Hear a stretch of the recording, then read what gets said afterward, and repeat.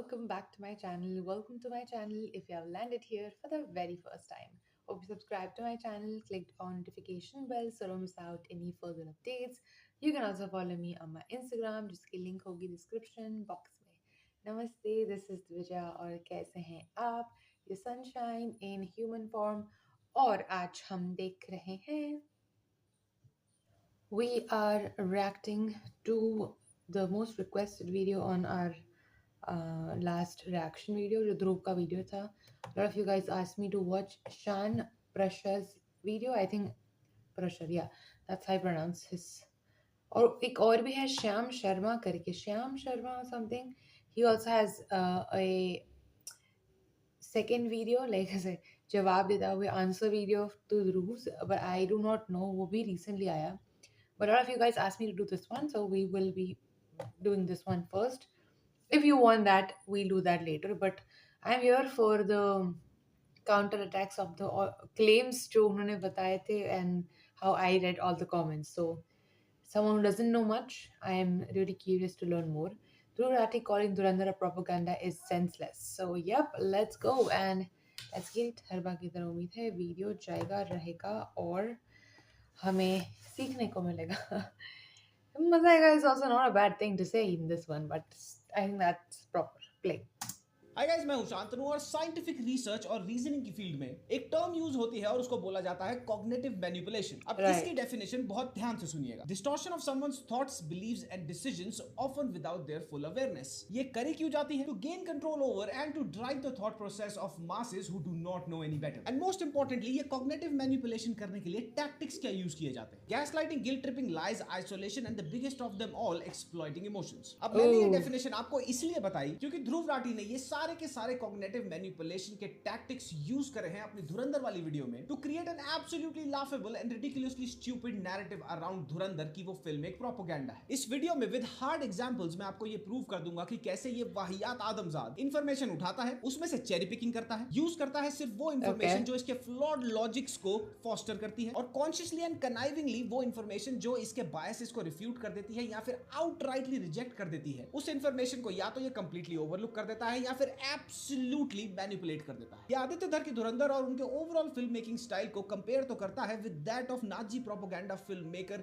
लेनी रिफेनस्टॉल के स्टाइल से, लेकिन मैं आपको इसी की वीडियो में वो पैटर्न्स और वो style of dissemination of selective outraging information दिखा दूंगा जो एक प्रोपेगेंडा फिल्म या फिर एक प्रोपेगेंडा वीडियो में होते हैं. और साथ ही by the end of this video ये तीन बातें भी बहुत क्लियर हो जाएंगी. पहली बात ये कि ये फिल्म हिंदू मुस्लिम हेट नहीं भड़काती, बल्कि ये अपने वीडियो के थ्रू एक्सप्लिसिटली बहुत हार्ड ट्राई करता है कि वो हेट भड़के. और यही चीज जब इसकी खुद की ऑडियंस ने इसको कमेंट्स में बोलना शुरू किया तो इस रियलिटी के चार्टर से कोप करने के लिए इसने अपना कमेंट सेक्शन एब्सोल्युटली लिमिट कर दिया. दूसरी चीज ये कि ये बीजेपी कांग्रेस और पॉलिटिकल पार्टी के उन चप्पल छाप hate mongering, fear mongering spokes person से कम नहीं है जिनकी टटपूंजिया रिसर्च टीम एक टटपूंजिया स्क्रिप्ट लिखती है और फिर वो टटपूंजिया स्क्रिप्ट वो थमा देती है अपने सुल्तान टटपूंजिया के हाथ में कि लीजिए मियां कर दीजिए उल्टी. और तीसरी और सबसे एस्टोनिशिंग चीज ये कि या तो इसने फिल्म देखी नहीं, और अगर देखी भी है तो ये जानबूझकर जो फिल्म में दिखाया गया है वो बता नहीं रहा. इसकी वीडियो देखने के बाद ऑलमोस्ट हर किसी को पता है कि ये फैक्ट्स को मैनिपुलेट कर रहा है, लेकिन ये किस नीच हद तक फैक्चुअल मैनिपुलेशन कर रहा है और फैक्चुअली गलत है, ये जब मैं आपको इस वीडियो में बताऊंगा you will be shell shock. So without further ado शुरू करते हैं. लेट्स गो.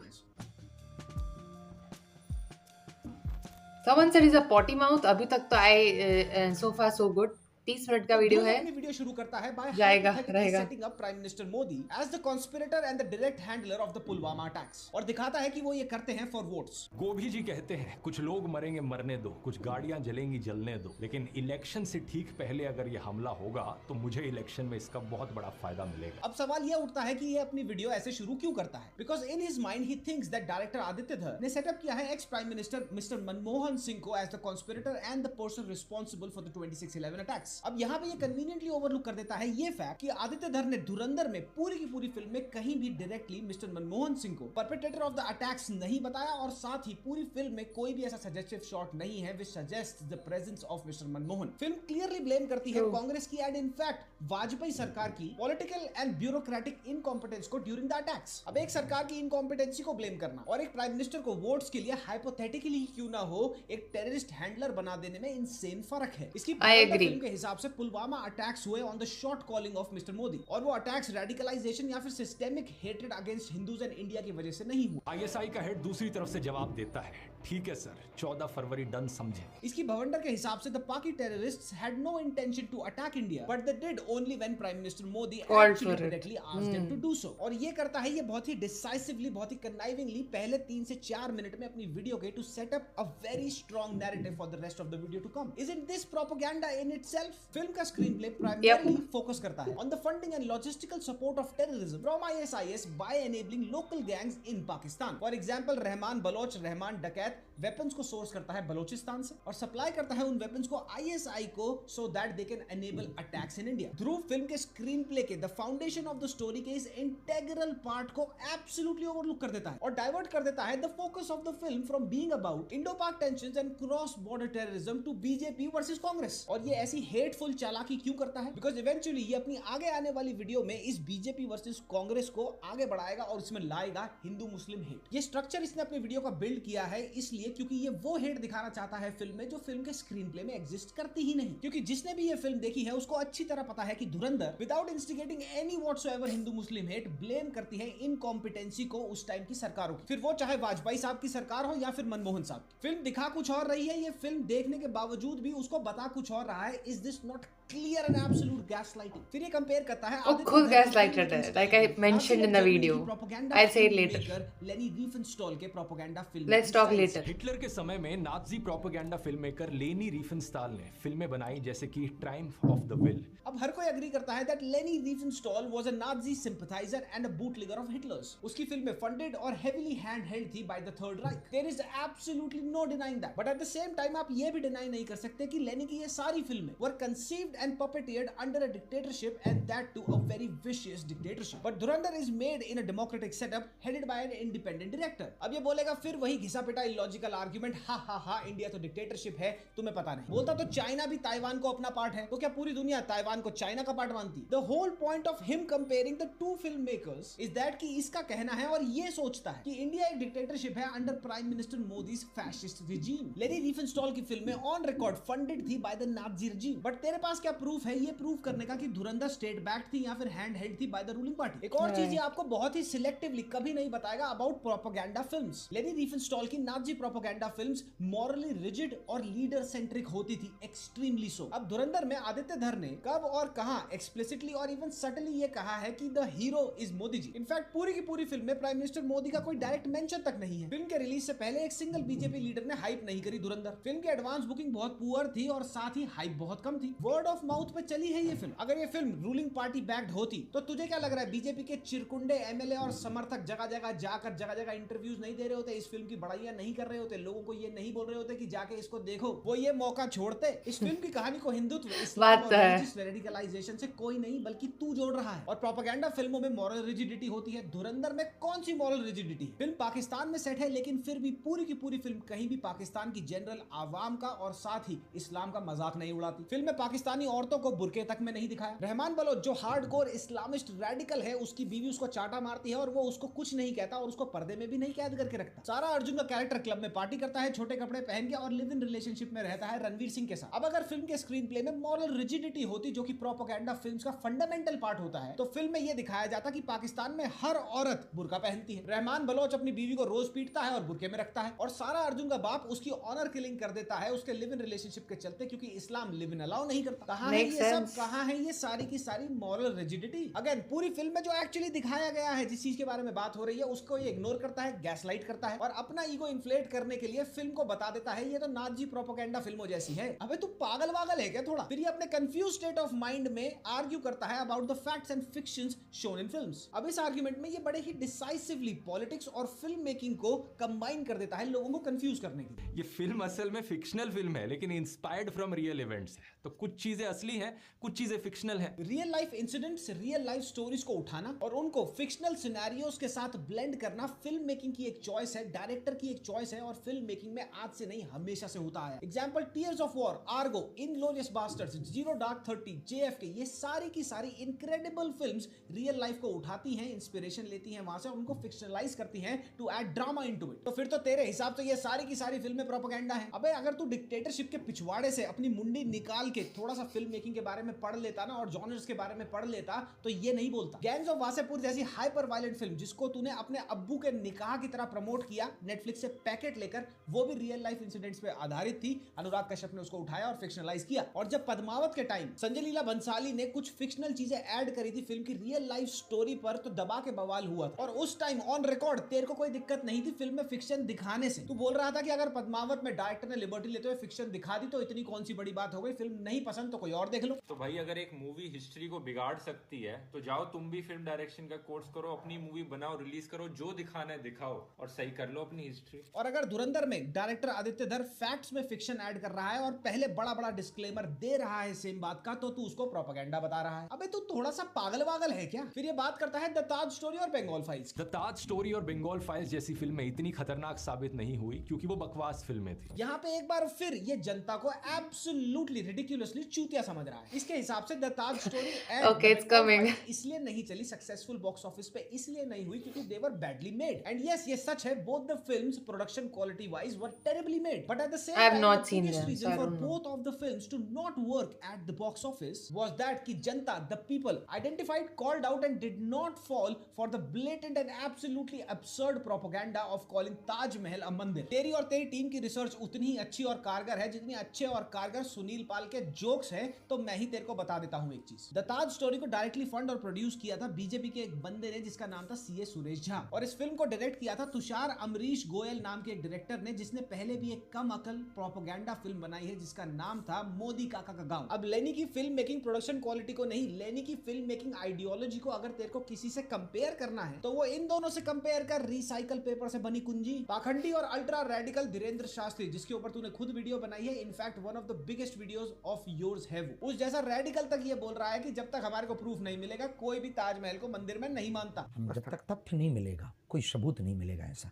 तब तक हम इस बात पे अपनी बात नहीं। तो तुझे क्या लग रहा है लोग इतने ज्यादा गधे हैं कि वो ये प्रोपेगेंडा, ये ब्लेटेंट प्रोपेगेंडा आइडेंटिफाई नहीं कर पाएंगे? और द बंगाल फाइल्स बेस्ड है on the very documented events of the direct action day, जिसका असर हम आज भी बंगाल से लेकर रिसेंटली जो हिंदू को मारा गया है बांग्लादेश में वहां देख रहे हैं। विवेक अग्निहोत्री की फिल्में जो बात कहती हैं वो प्रॉब्लम नहीं है, प्रॉब्लम है विवेक अग्निहोत्री का फॉर्मूला यूज करना। और वो फॉर्मूला क्या है? रिलीजियस और पॉलिटिकल सेंटिमेंट्स को एक साथ मिला के एक बहुत ही जहरीला कॉन्कॉक्शन बना के अपनी फिल्मों में दिखाना, और यही चीज लोगों ने आइडेंटिफाई कर ली। That's why his recent films have tanked. तो ये फिल्में नो डाउट प्रोडक्शन वाइज बहुत ही बुरी क्वालिटी की हैं, लेकिन इनके बॉक्स ऑफिस पे फेल होने का रीजन उससे भी बड़ा है, और वो रीजन ये है कि जनता जितना तू समझता है उतनी चूतिया नहीं है। They can identify and pinpoint propaganda and reject it as well. और तेरे हिसाब से तो इंडिया डिक्टेटरशिप है ना, तो ऑल हेल मोदी के नारों के साथ ये दोनों फिल्में ब्लॉकबस्टर हिट होनी चाहिए थी irrespective of their production quality. क्योंकि अगर फैशिस्ट रिजीम डायरेक्ट करेगी पॉपुलेशन को कि जाके ये फिल्म देखो, तो उनको तो देखनी पड़ेगी ना। The vagueness and absurdity that this man spews with utter confidence is mind-boggling। और फिर वीडियो में इसकी दिमागी बैलगाड़ी आगे धक्के खाती है और ये कहता है कि रणवीर का कैरेक्टर तो एक क्रिमिनल है, कौन सी इंटेलिजेंस एजेंसी देश की इसको हायर करेगी। आपको एंगेज रखते हुए ये फिल्म दिखाती है कि हमारे देश की This is a intelligence very good video. जिन्होंने भी करती है। सबसे Ask पहली me to बात watch तो ये this. कि धुरंधर के पहले Thank पार्ट में रणवीर सिंह की बैक स्टोरी रिवील नहीं करी गई। वो क्रिमिनल है ये पता है, वो डेथ रो पर है ये भी पता है, क्या क्राइम किया है ये नहीं पता। और इतने बेवकूफ तो रॉ वाले और इंटेलिजेंस ब्यूरो वाले भी नहीं होंगे कि वो एक ऐसे डेथ रो इनमेट को स्पाई बना के पाकिस्तान भेज दे जो ऑपरेशन को कॉम्प्रोमाइज कर दे। और दूसरी चीज ये जो तू अगेन जानते हुए भी नाजानी कर रहा है, एस्पियोनाज और स्पाइंग में आज से नहीं हमेशा से ये चीज होती आई है that if you think an asset is usable then you have to use it. Drug dealers, smugglers, spies और death row have been used time and again as spies. इस खच्चर को ये लग रहा है कि एक सरकारी स्पाई की रिक्रूटमेंट और एक सरकारी बैंक कर्मचारी की रिक्रूटमेंट एकदम सेम है। इसका तो यार पुलिस रेफ चेक तो कराना पड़ेगा ना स्पाई का। अबे तू थोड़ा सा पागल वागल है क्या? फिर बोलता है That's his tagline. ऑफिसर ऐसी रिक्रूटमेंट कैसे कर सकता है? क्या कोई भी देशभक्त इंटेलिजेंस ऑफिसर इस बात से सहमत होगा? अबे मियां, अकल छोटी जबान लंबी। कोई भी देशभक्त इंटेलिजेंस ऑफिसर जो रिक्रूट करता है स्पाइस को, या फिर कोई भी गवर्नमेंट एजेंसी जो स्पाइस को हैंडल करती है, वो तुझे आके बताएगी उन्होंने कौन से स्पाई को हायर किया। और जो बेवकूफी की चप्पल अभी तक इसने अपने गले में टांगी हुई थी, वो ये खुद ही अपने मुंह पे मार लेता है, ये बोलकर कि देखो आज तक तो आर्टिकल भी साइड करता है अपनी बेवकूफी के, आज तक तो इंडिया ने हमेशा डिनाई किया है पाकिस्तान हमने कोई स्पाई भेजा ही नहीं। 2012 का ये आर्टिकल देखिए, भारत सरकार ने मना किया कि सुरजीत को इंटेलिजेंस एजेंसीज ने जासूस बनाकर भेजा था। अब मैं क्या बोलूं? अबे तू कहीं केआर के तो नहीं है? The whole point of spying and espionage done by a country और done by a government is to be never told. Exactly. कोई भी देश की कोई भी स्पाई एजेंसी या Lot सरकार of comments on the same one as well, of ये course. क्लेम नहीं करती पब्लिकली कि हाँ हमने एक मोल भेजा था तुम्हारे देश में। और अगर अभी भी तेरी अमीबा जैसी सिंगल सेल्ड मोटी बुद्धि में बात नहीं घुस रही, तो मैं तेरे को इंडिया का ही एक रियल लाइफ एग्जांपल बताता हूं, जहां पर अगर स्पाइस का डिस्क्लोजर हो गया तो उन स्पाइस के साथ क्या होता है। 1978 में प्राइम मिनिस्टर मोरारजी देसाई एक कॉल पर थे then Pakistani ruler leader Ziaul Haq के साथ, और उन्होंने गलती से यह बोल दिया था जियाउल हक को फोन पर कि हमारे को तुम्हारे पाकिस्तान के न्यूक्लियर प्रोग्राम के बारे में पता है। और जैसे ही जनरल जियाउल हक को यह पता लगा, 1978 पॉइंट एंड किल के ऑर्डर दे दिए सारे के सारे रॉ असेट्स के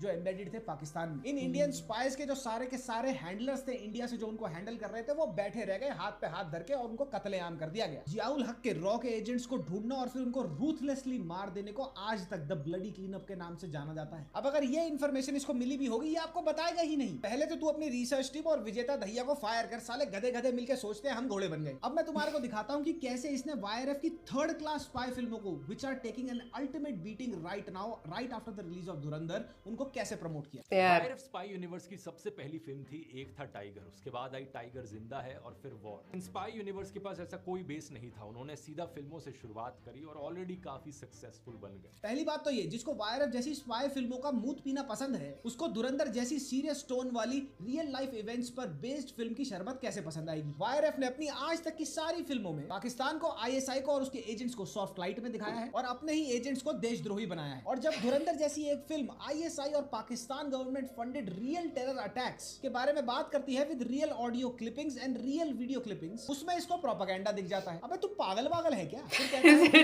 रहमान की डेथ तो ऐसी हुई थी, उसमें किसी स्पाई का इन्वॉल्वमेंट की कोई खबर नहीं छपी। रहमान डकैत की मौत 9 अगस्त को ही हुई थी। वो पुलिस ऑफिसर चौधरी असलम के एक इनकाउंटर ऑपरेशन में मारा गया था, लेकिन फिल्म में ऐड किया गया कि भारत का एक फिक्शनल सीक्रेट एजेंट इसमें शामिल था। अरे लियाकत मियां, मैं तुम्हें कितना गधा बोलूं, अब तो मैं थकने लगा हूं। फिल्म में एक फिक्शनल सीक्रेट एजेंट यानी कि हमजा को इसलिए ऐड किया है क्योंकि वो फिक्शनल है। डायरेक्टर बोल रहा है कि फिक्शनल कैरेक्टर हमने डाले हैं फिल्म में, लेकिन इसको ये प्रॉब्लम है कि भैया फिल्म में हमजा है, रियल में तो कोई हमजा नहीं था। ना ही फिल्म और ना ही फिल्म के मेकर्स ये कहीं भी क्लेम करते हैं कि असली में हमजा एग्जिस्ट करता है। रहमान डकैत की रियल स्टोरी को उठाया, उसकी रियल डेथ को उठाया और उसमें इंजेक्ट कर दिया हमजा का कैरेक्टर। ये समझना कितना मुश्किल है कि ये फिक्शनल है, एंड आई एम श्योर ये अच्छे से समझता है इस चीज को। लेकिन सिंस ये हेल बेंट है ये प्रूव करने के लिए कि फिल्म प्रोपेगेंडा है, तो ये लोगों को ब्लेटेंटली मिसलीड कर रहा है। फिर ये कहता है क्या फिक्शन है और क्या फैक्ट्स हैं, लोग इसमें कंफ्यूज हो जाते हैं। तो अब क्या फैक्ट है और क्या फिक्शन, ऑडियंस ये नहीं जान पाती। अबे तू अपनी बात कर, लोगों को अच्छी तरह समझ आ गया है। ऑडियंस को वो डिस्क्लेमर पढ़ना आता है जो तूने पढ़कर भी इग्नोर कर दिया, और इस बार तो दूसरी ऑडियंस छोड़, तेरी खुद की ऑडियंस को भी क्लियरली समझ आ गया कि इस वीडियो के थ्रू तू सिर्फ और सिर्फ हेट मॉन्गरिंग कर रहा है, इसलिए तुझे कमेंट्स ऑफ करने पड़ गए। पूरी वीडियो में तू प्रूफ क्या करना चाहता है ये तेरे को भी नहीं पता, और लोगों ने जब ये आइडेंटिफाई किया, कॉल आउट किया और तेरे को कमेंट्स में गालियां बकनी शुरू करी, तो तूने जाके ट्विटर पे बोला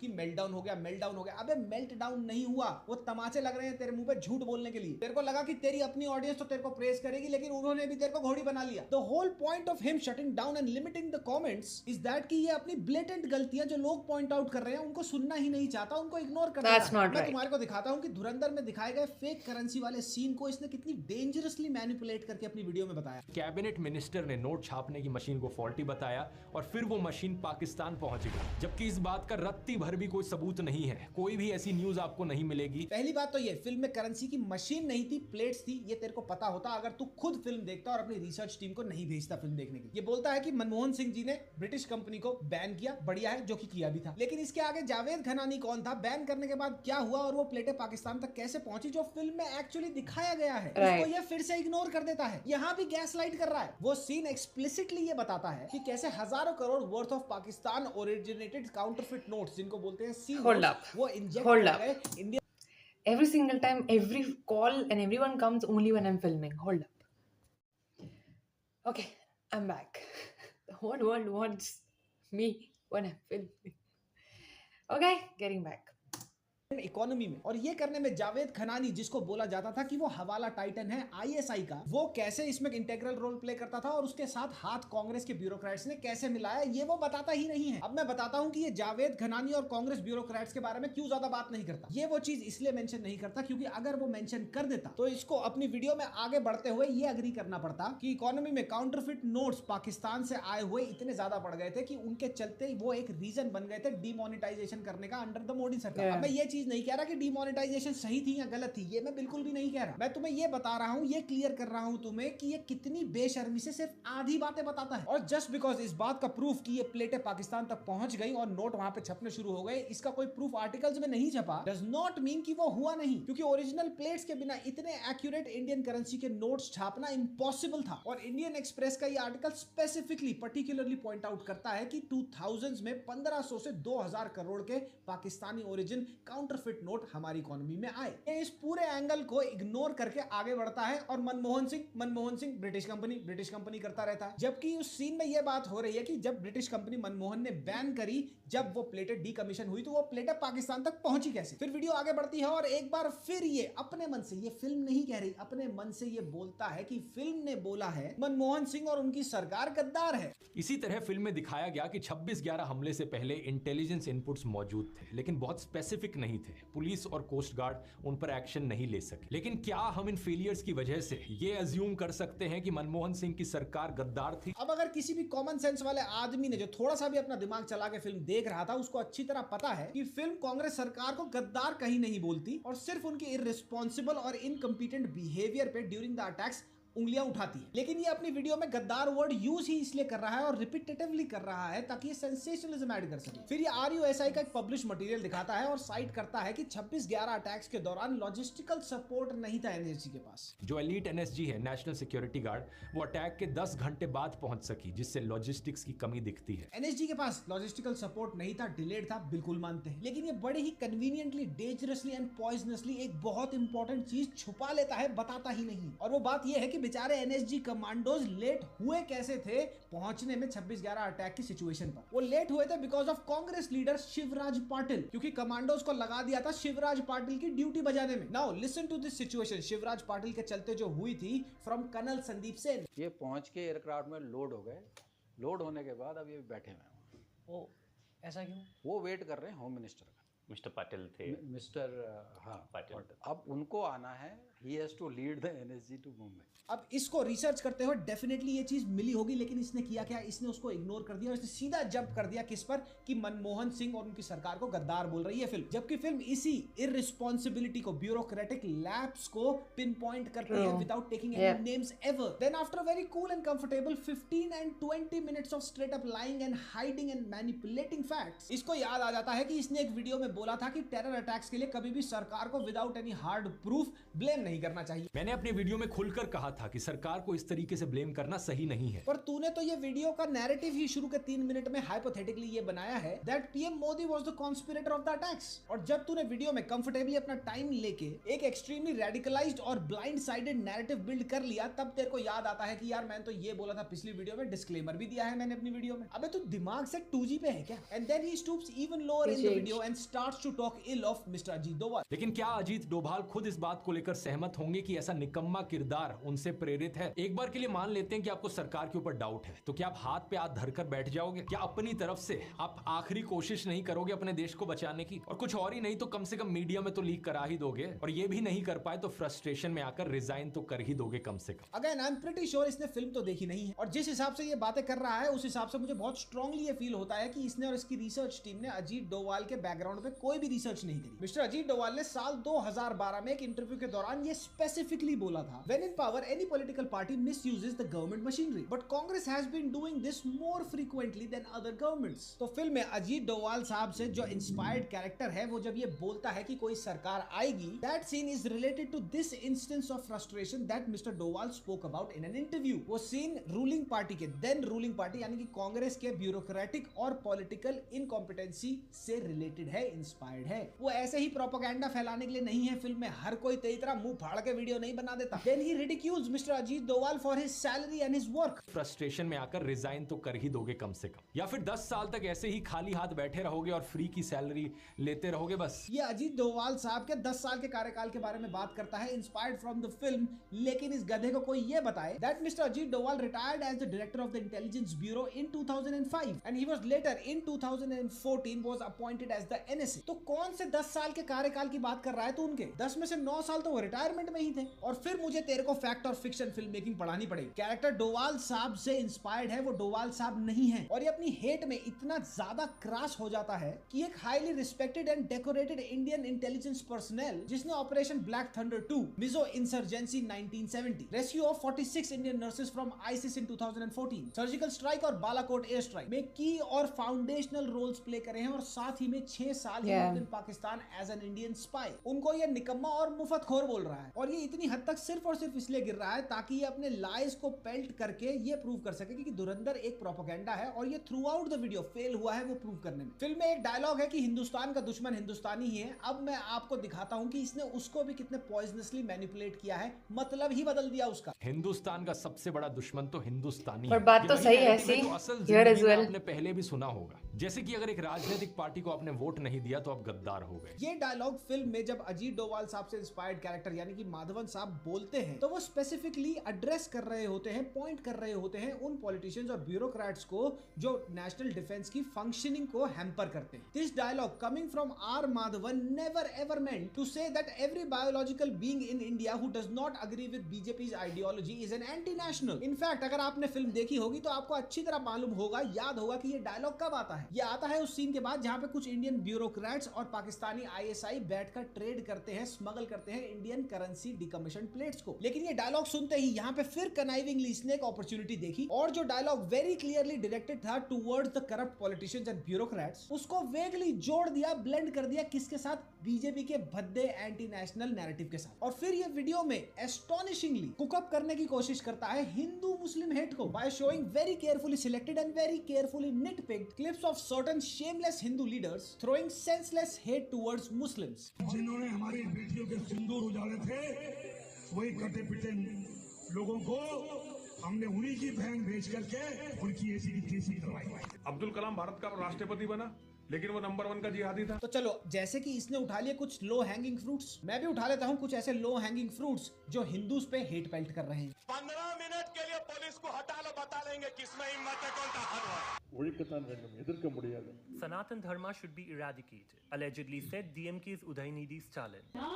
जानबूझ के एक गंदा धर्म जो इसने बनाया, जो एक जुमला पार्टी ने बनाया, वो धर्म को हम नहीं मानता है। अब खुद दिमाग लड़ाओ, ये क्लिप दिखाकर मैं फिल्म की बात करते करते नैरेटिव को कहां से कहां ले गया। ये कितना मुश्किल है समझना और ये लोगों को ये समझाता नहीं है बल्कि उनको और मिसगाइड करता है।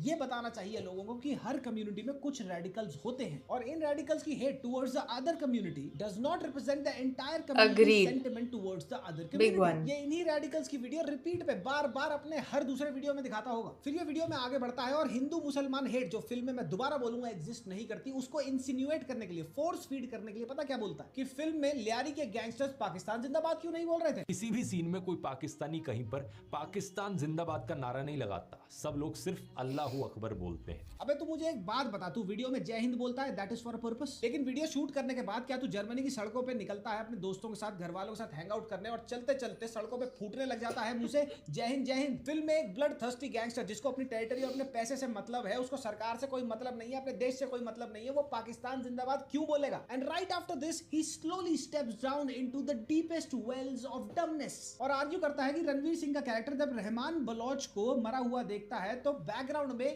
क्या चलता है? असतोमा सदगमया। और जब विलन रहमान डकैत मारा जाता है तो हमें जय हिंद नहीं सुनाई देता, बैकग्राउंड में चलता है अस्तोमा सदगमय। ये हिंदू रिलीजन का श्लोक क्यों बजता है और भारत से रिलेटेड पेट्रियोटिक कुछ क्यों नहीं बजता? अब जैसे कि मैंने कहा था ना, इसने फिल्म देखी ही नहीं है, मैं बताता हूँ कैसे। असतोमा सदगमया का मतलब है कि प्रभु मुझे असत्य और छल कपट से दूर करके सत्य की तरफ ले चली। और ये चैप्टर 7 में ही क्यों आता है, जब रणवीर सिंह रहमान बलोच को मरा हुआ देखता है। चैप्टर 7 का टाइटल है एटू ब्रूटस। अब इस चार चौखट चिरकुंडे को ये समझ ही नहीं आया होगा कि एटू ब्रूटस का मतलब क्या है और आदित्य धर ने चैप्टर 7 का नाम ये क्यों रखा। इसका मतलब है ब्रूटस देता है सीजर को धोखा, और जब इसी धोखे के कारण सीजर मर जाता है तो ब्रूटस को सबकॉन्शियसली उसका भूत दिखने लगता है, हॉन्ट करने लगता है। यही पैरेलल चैप्टर 7 एटू ब्रूटस में आदित्य धर ने ड्रॉ किया है between the characters of Ranveer Singh and Akshay Khanna. और असतोमा सदगमया स्पेसिफिकली पर्टिकुलरली उस शॉट पे आता है जब रणवीर रहमान डकैत की लाश को देखता है, क्योंकि रणवीर सिंह का character in that very moment is asking for forgiveness from God for the betrayal that he has caused Rahman डकैत for the greater good of his own country. Ranveer Singh's character is duty bound towards his country, but at the very same time as a human his character also feels कि रहमान ने उस पर trust किया और उसने उसको betray करके मरवा दिया। अब ध्रुव राठी और इसका चप्पल छाप क्रू अगर थोड़ी सी रिसर्च कर लेता या फिर ये सारे मिलकर ढंग से फिल्म ही देख लेते ना, इनको समझ आ जाता कि असतोमा सदगमया क्यों बजता है उस टाइम। इस गधे के लॉजिक के हिसाब से हमजा जब पाकिस्तान में कोवर्ट ऑपरेशन कर रहा है उसको बोलना चाहिए जय हिंद भारत माता की जय, ताकि सबको पता चल जाए। और वो पाकिस्तानी गैंगस्टर जिनका अपने देश की तरफ लॉयल्टी से कोई भी लेना देना नहीं है, वो इंडिया में टेरर अटैक्स कराते हुए अल्लाहू अकबर क्यों बोल रहे हैं, उनको पाकिस्तान जिंदाबाद बोलना चाहिए था। आदित्य धर fantastic layered film making show करते हुए रणवीर के कैरेक्टर का उस मोमेंट में ट्रॉमा दिखा रहे हैं कि कैसे वो असतोमा सदगमया अंदर ही अंदर गुनगुना के भगवान से रिपेंटिंग कर रहा है। लेकिन इस फिटकरी के मुताबिक वहां पे जय हिंद क्यों नहीं चला भाई, क्यों नहीं बोला वंदे मातरम। अब मुझे समझ आया कि इस गधे को वायरफ की स्पाई फिल्में इतनी इंस्पायर क्यों करती है, इतनी अच्छी क्यों लगती। फिर ये भाई साहब एक और ही सेंसलेस आर्ग्यूमेंट खड़ा कर देते हैं कि रहमान बलोच को स्टाइलाइज कर दिया, ग्लोरीफाई कर दिया एक विलन को। लेकिन फिल्म में इसका कैरेक्टर एक अलग ही कूल स्वैगर के साथ निकल कर आता है। माथे पर जुल्फे छाई हुई हैं, डायलॉग बाजी करता है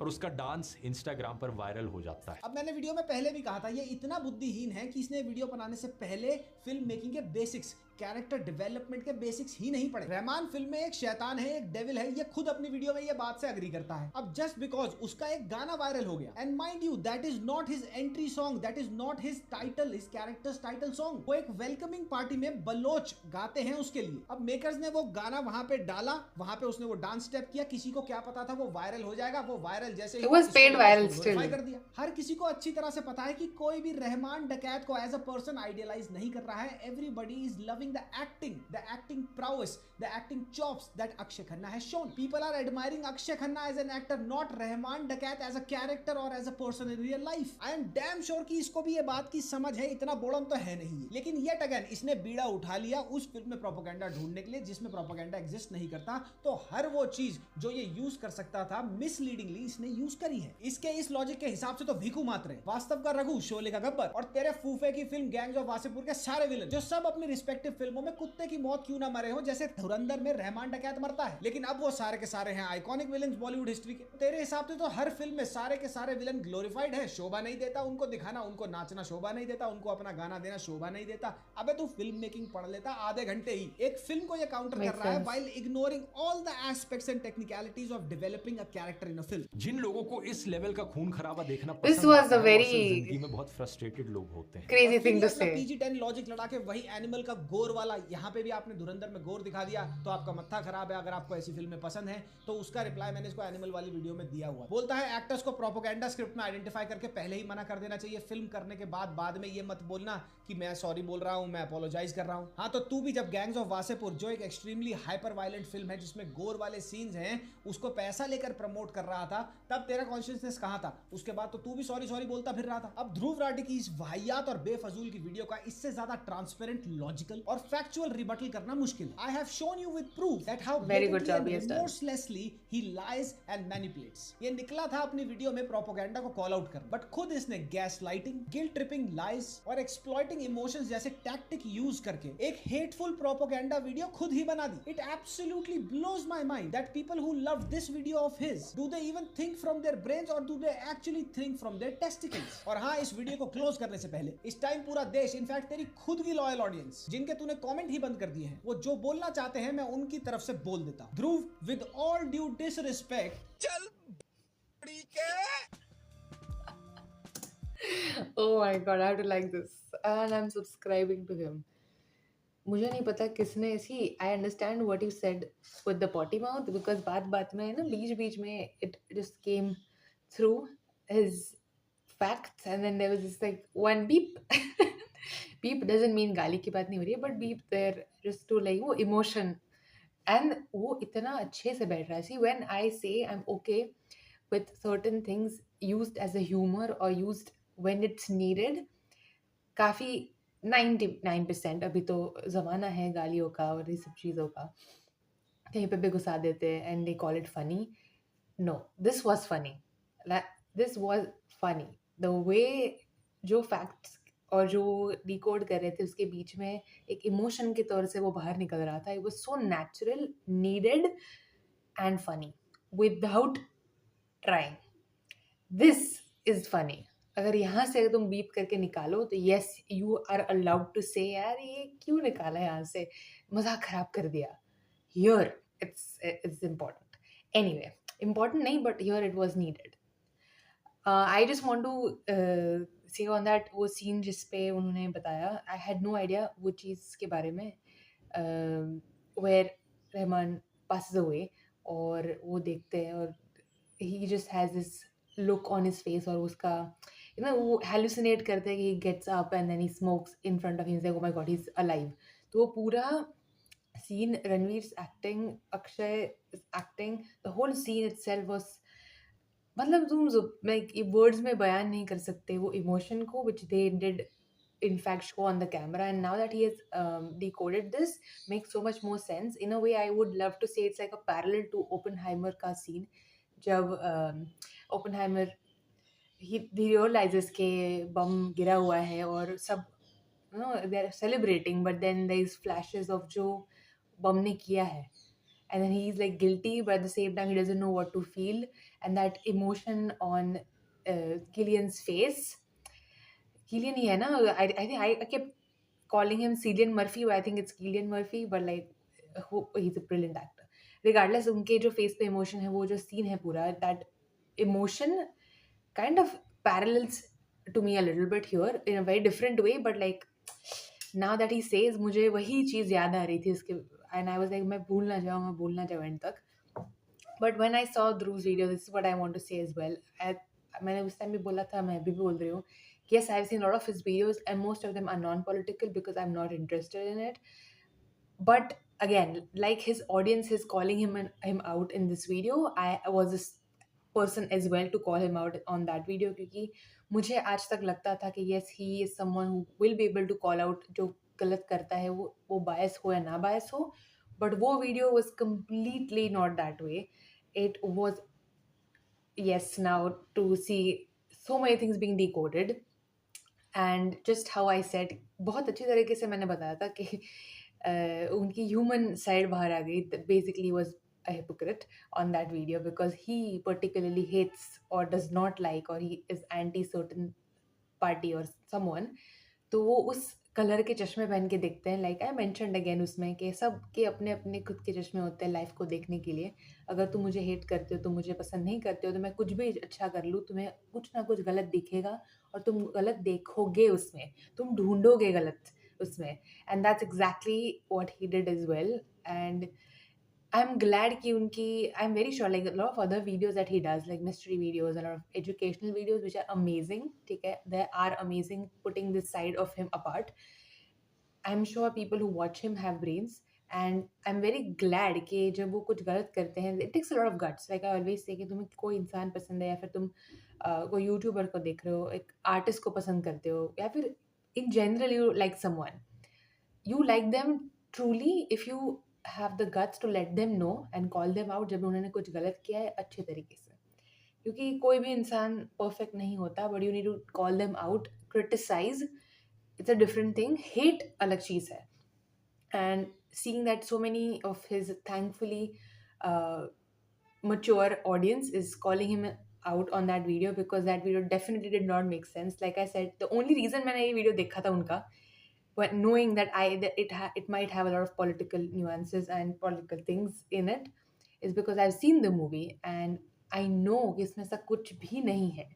But there was still so many talks about it on internet, and without jumping on conclusion, without context, मुझे देखनी थी. And thankfully seeing this side of it as well, ooh, he has screwed up big time.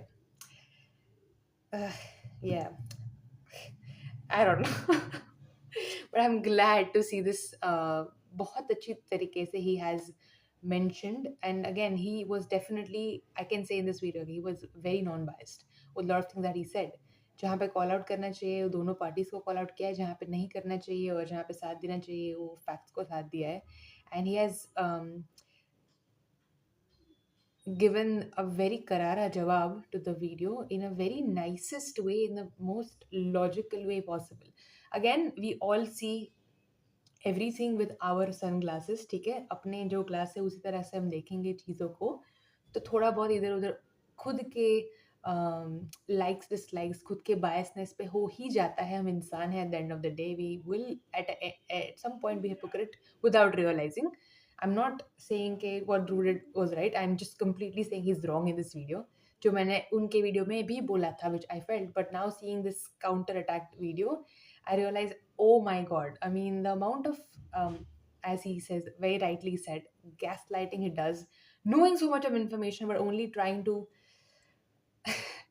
make sure and explain things cut karke. Yeah, he's opposing a propaganda film, but actually spreading a propaganda by himself. Yeah, I will not back him up on this one. I would not back him up on anything, to be honest. I know he's a human and he can make mistakes, and yep, he made a big mistake. I hope he owns up to that, because I expect that from someone who makes good mystery and intelligent and educational videos. He does have that much of brain to know that he has done something wrong, own up to it, and not do that later on. हम सब इंसान, like I said, हम सब गलतियाँ करते हैं, but अगर हम उसको दबा देंगे, then I don't think it's a good sign. Accept it, be aware, yeah, apologize, and do not do that ever again. It's the best thing to go for. Anyway, I truly enjoyed it. I loved learning so many facts about things. And yeah, मेरा तो उस time भी same था, verdict इस time भी same है, but I just got much more information. जिन्होंने भी मुझे बोला इनका वीडियो देखने के लिए, I loved it. Every bit of it was perfectly well done. Again, he might be wrong in certain things, I don't know. But I enjoyed it. Hope you did too, and I will see you guys next time. Bye, berries.